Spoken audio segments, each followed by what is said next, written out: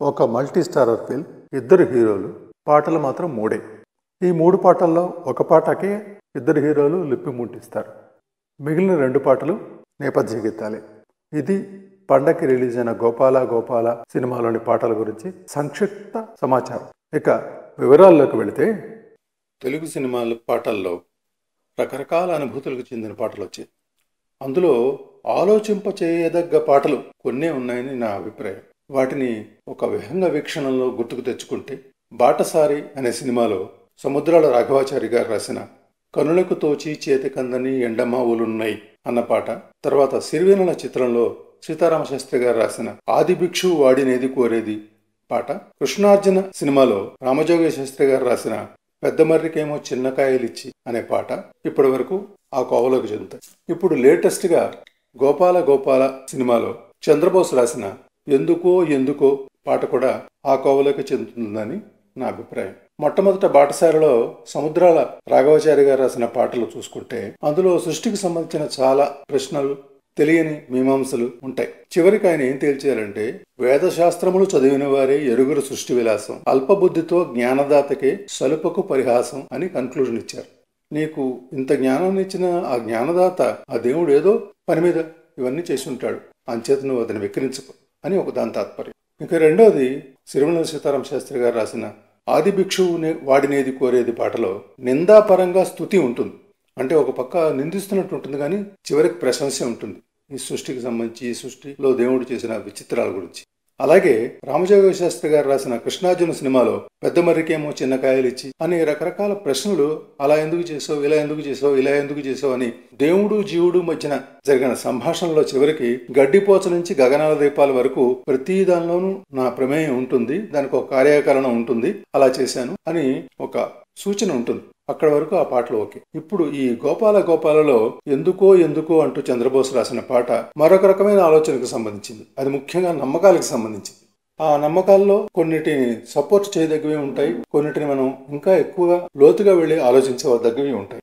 ముఖ్యంగా చూసుకుంటే, అందులో బిగినింగ్ లోనే పిల్లి ఎదురుపడితే మనకి ఏ పనులు జరగవు, మనం పిల్లికి ఎదురుపడితే అది వస్తుంది, అలాంటివి ఉంటాయి. అలాగే 2 కాళ్ళు ముఖ్యం అంటూ కుడికాలే ఎందుకు ముందు అంటారు, జీవరాశులన్నీ దైవం అంటూ జంతుబలులు ఎందుకు అని చెప్తూ, నీలోని ధైర్యం ఉంటే, ఈ ఆత్మశక్తి ఉంటే తాయెత్తులు ఎందుకు, ఉంగరాలు ఎందుకు, ఇవన్నీ చాలా సపోర్టింగ్ గా ఉంటాయి. అంటే హేతువాదానికి సపోర్టింగ్ గా ఉంటాయి. అలాగే కొన్ని ఉన్నాయి, పని పేరుకేమో మంగళవారం, పనులకేమో అమంగళం అని. నిజానికి మంగళవారాన్ని జయవారం అని అంటారు. ఆ రోజుల్లో మొదలుపెట్టిన సక్సెస్ అయినవి చాలా ఉన్నాయి. ముఖ్యంగా ఆపరేషన్ సంబంధించినవన్నీ నువ్వు మంగళవారం నాడే చేస్తారు. అలాగే శని ఉన్న శనివారం జరుపుతాము శుభకార్యం అని, అది మూఢనమ్మకం కింద రాశారు. కానీ చాలా గృహప్రవేశాలు శనివారాన్ని ప్రిఫర్ చేస్తాయి. ఎందుకంటే శనివారాన్ని జ్యోతిష్ శాస్త్రంలో స్థిరవారం అంటారు. అలా ఉంటుండగా బండిలోన వందలాది పరికరాలు ఉన్నగాని ఇంత నిమ్మకాయ పైన అంతులేని విశ్వాసం ఎందుకో అని రాశారు. చాలా కరెక్ట్ గా ఉంది. నిమ్మకాయని దిష్టి కోసం వాడతారు. అలాగా నోటిలో శూలాలు గుచ్చుకోవడం ఎందుకు, పుటలో పాలు పోయడం ఎందుకు, నిజంగా ఇవన్నీ ఒక రకమైన మూఢనమ్మకాలని ప్రోత్సహించేవి. వాటిని ప్రశ్నిస్తూ ఆ పాట సాగుతుంది. ఇందులో మరికొంత లోతుగా వెళితే ఆలోచించదగ్గ విషయం ఏంటంటే, భూమి బంతిలాగా తిరుగుతుంటే, దిక్కులని మారుతుంటే వాస్తు నమ్మకాలు ఎందుకో అని రాశారు. ఇది చాలా కాస్మిక్ నాలెడ్జ్కి సంబంధించిన ఒక ప్రశ్న. దీని మీద ఎక్కువ ఆలోచించాల్సిన అవసరం ఉంది. సరే, ఆ పాత్రకి ఆ లాంగ్వేజ్ అవసరం. ఎందుకంటే భూమి తన చుట్టూ తిరుగుతుంది, భూమి బంతిలా తిరుగుతుంది, దిక్కులు మారుతాయని కరెక్ట్ కాదు. ఎందుకంటే భూమి తన చుట్టూ తను తిరుగుతూ సూర్యుడి చుట్టూ కూడా తిరుగుతుంది. కాబట్టి ఆ తిరగడం ఈ తిరగడం ఒక స్టాటిక్ మ్యాగ్నిట్యూడ్ లో ఆగి, కాస్మిక్ వరల్డ్ లో తూర్పు సూర్యుడు ఉదయించిన వైపే ఉంటుంది. సూర్యుడు ఉదయించిన వైపే తూర్పు అనుకుని మిగిలిన దిక్కులని ఆటోమేటిక్గా ఏర్పడుతూ ఉంటాయి. ఒకటే తూర్పు ప్రపంచానికి అనుకుంటే భూమి సగం కాలిపోయి ఉండేది ఇప్పటికి. కాబట్టి ఇది పాత్రపరంగా చంద్రబోస్ సృష్టించిన సృష్టే తప్ప, చంద్రబోసు వీటన్నిటిని కొన్ని నమ్ముతాడని కానీ కొన్ని నమ్మడాన్ని కానీ వ్యక్తిపరంగా అతనికి అంటకట్టడానికి వీల్లేదు. ఎందుకంటే అతని దగ్గర చాలా పెద్ద లైబ్రరీ ఉంది. ఇవన్నీ చదివి ఒక పద్ధతికి వచ్చి ఆ పాత్రకి చేయడం అన్నమాట. అలాగే నక్క తోక లక్కు అంట, నక్క అరుపు దోషం అంట అన్నాడు. అలాగే బల్లి పలుకు సత్యం అంట, బల్లి పలుకు దోషం అంటాను. ఇవి సినిమాల పాత్రపరంగా చప్పట్లు కొట్టడానికి పనికొస్తాయి. కానీ ఇక్కడ కూడాను కొన్ని కాస్మిక్ వైబ్రేషన్స్లో బల్లికి కొన్ని తెలుస్తాయి. ఆ ప్రకారంగా అది సౌండ్ చేస్తుంది, నిజానికి సంబంధించినవి. అలాగే కొన్ని ఉత్పాతాలకు సంబంధించి అప్పుడు దాన్ని పట్టు కోల్పోయి టప్ అని పడుతుంది. అలాగే నక్క కూడా కొన్ని వైబ్రేషన్స్ ఉంటాయి. ఆ చెడు జరగబోతున్నదని ఆ వైబ్రేషన్ ద్వారా అది అరుస్తుంది. అలాగే కుక్కకి కూడా ఉంటుంది. మనుషులు చూడలేని, మానవ నేత్రం చూడలేనివి కుక్క చూడగలదు. ఇవన్నీ డీప్ వెళితే చాలా పెద్ద సబ్జెక్ట్. అంత సబ్జెక్టుని మనం ఇటువంటి కమర్షియల్ సినిమాలో పెట్టడం అనేది ఒక రకంగా సాహసం. కానీ కుదించి కుదించి కుదించి చంద్రబోస్ తనకున్న నాలెడ్జ్ని కొంత పరిమితం చేసుకొని కూడా, ఎందుకంటే పాత్రకి పరిధిలోనే రాయాలి ఏం రాసిన. అందులో పాత్ర వెంకటేష్ పాత్ర ఎలాంటిదంటే, మనిషిని నమ్ము, మానవత్వాన్ని నమ్ము, అనవసరంగా మూఢనమ్మకాలను పెంచుకొని మూఢనమ్మకాలని క్యాష్ చేసుకునే ఈ మధ్యవర్తులను నమ్మొద్దు అని చెప్పే పాత్ర. ఆ పాత్రకు తగ్గట్టు రాయడంలో చంద్రబోసు 100% సక్సెస్ అయ్యాడు. ఈ పాట కూడా జనాదరణను పొందుతుంది, ఖచ్చితంగా పొంది తీరుతుంది. ఎందుకంటే ఇందులో కమర్షియల్ ఎలిమెంట్స్ చాలా ఎక్కువ, కానీ చర్చనీయాంశాలు కూడా ఎక్కువే. అందుకే ఆలోచింపచేయదగ్గ పాటల్లో ఇది కూడా ఒకటని నా అభిప్రాయం. మరో పాట ఇద్దరు హీరోలు లిప్ ముట్టించిన పాట బజే బాజే. ఇది కంప్లీట్గా రిథమ్ ఓరియంటెడ్ సాంగ్. ఇద్దరు హీరోలు కనబడతారు కాబట్టి చాలా ఆకర్షణీయంగా ఉంటుంది. రిథమ్ ఓరియంటెడ్ కాబట్టి కాస్త ఊపు అవి ఉంటాయి. ఇక సాహిత్యపరంగా చూసుకుంటే ఇందులో అనంత శ్రీరాము తనకు ఇచ్చిన పరిమితి మేరకు రాయడానికి ట్రై చేశాడు. అందులో భామకే లొంగేటోడు బాధేం తీరుస్తాడు అని ఒక పాత్ర అంటే, ప్రేమకే పొంగేవాడు ప్రాణం బదులిస్తాడు అని అంటాడు. ఇద్దరు ఆస్తికత్వం నాస్తికత్వం మధ్యన ఒక సంఘర్షణపూరితమైన వాదోపవాదాలు లాంటివి ఉంటాయి ఈ సినిమా అంతటా. అందులో ఇద్దరు హీరోల్లో ఒక హీరో దేవుడు, మరొక హీరో జీవుడు. ఈ జీవుడు హేతువాదబద్ధంగా మాట్లాడతాడు. అందుకే భామకే లొంగేటాడు బాధేం తీరుస్తాడు అని అంటే, ప్రేమకే పొంగాడంటే ప్రాణం బదులిస్తాడు అని దేవుడు చెప్తాడు. ఆవుల్నే తోలేటాడు నిన్నేం పాలిస్తాడంటే, యుద్ధంలో రథం తోలి నీతిని గెలిపించాడు అని అంటాడు. నల్లని రంగున్నాడు అని ఇతనంటే, తెల్లని మనసున్నాడు అని అతను అంటాడు. అల్లరి పేరున్నాడు అంటే అందరికీ అయినాడు అని అంటాడు. చివరికి తేల్చింది ఏంటంటే, దేవుడు ఉన్నాడో లేడో కానీ మనలోనే ఉన్నాడు. దాన్ని ఆ హేతువాదులు ఎలా అంటారో అలా అన్నట్టుగా, మీ పిచ్చి ఎన్నాళ్ళో అన్నేళ్ళు మీలో ఒకడే ఉంటాడు. ఇది కొంచెం రాయడానికి కష్టమైన పాట. ఎందుకంటే ఇటువంటి వాదోపవాదాలు, వాద సంవాదాలతో చాలా పాటలు వచ్చాయి. కృష్ణ ప్రేమ సినిమా నుంచి, అంటే చాలా పాత కృష్ణుడి ప్రేమలో రాధ అక్క, చంద్రావతి, వీళ్ళందరూ ఒక రకంగా రాధ కృష్ణుని ఆరాధిస్తే చంద్రావతి కృష్ణుని ద్వేషిస్తుంది. వాళ్ళిద్దరి మధ్యన జరిగే సంభాషణల్ని పాటలాగా అప్పుడు ఆ రోజుల్లో వచ్చేది. నవనీత చోరుడు, నందకిషోరుడు, అవతార పురుషుడు దేవుడే అంటే, వాడు అవతార పురుషుడు కాదు, అల్లరి పెట్టేవాడు, అమ్మాయిలతో తిరిగేవాడు, వాడు అవతార పురుషుడు ఏమిటి అని ఆ రోజుల్లో పెద్ద హిట్ అయిన పాట. అటువంటి టాపిక్ తోని చాలా పాటలు వచ్చాయన్నమాట.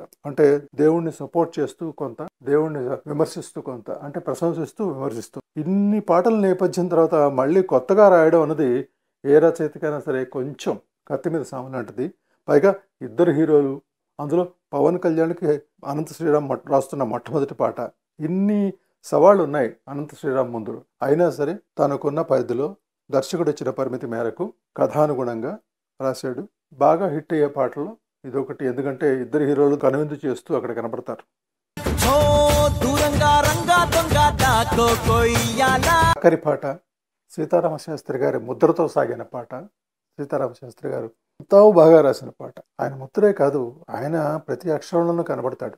ఎందుకంటే సీతారామశాస్త్రి గారి పాటల్లో మిగిలిన పాటలన్నీ ఒక ఎత్తు, ఈ ఇన్స్పైర్ చేసే పాటలు ఆయన ఎలా రాస్తారంటే, ఒక స్నేహితుడిలా ప్రశ్నిస్తారు, శ్రేయోభిలాషిలాగా నిలదీస్తాడు, ఒక గురువుగా బోధిస్తాడు ఇలా ఉండాలని. అవన్నీ ఈ పాటలో ఉన్నాయి. ఇక్కడ దేవుడు పాత్రతను ధరించి ఒక మనిషికి ఎలాగా గీతోపదేశం చేసినట్టుగా రాసిన ఈ పాట.